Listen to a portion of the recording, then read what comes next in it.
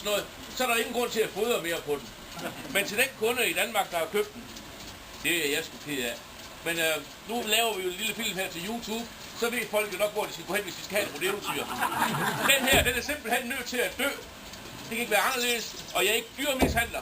Så vi slår den lige for panden først, så den dør.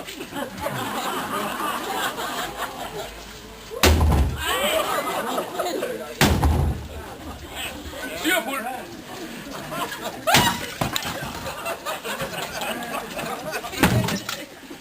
Så er der ingen kunder, der kommer til skade på den her tyr.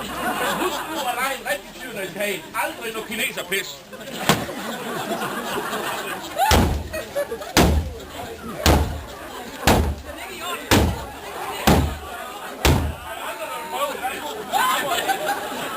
Helt sikkert, vi kan ikke lege det.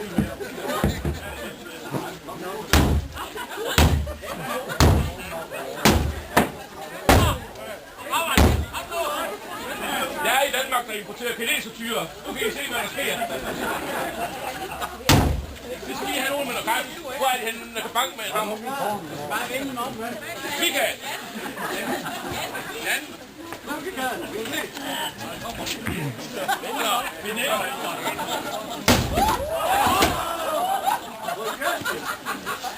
Er det ikke en dejlig?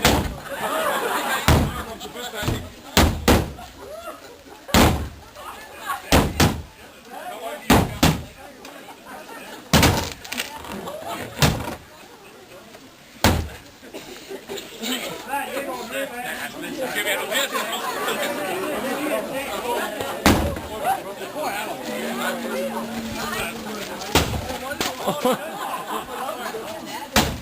Hvor er Dildo? Så er der stangen til Hennis. Vi skal ind og se, hvad der er inde under.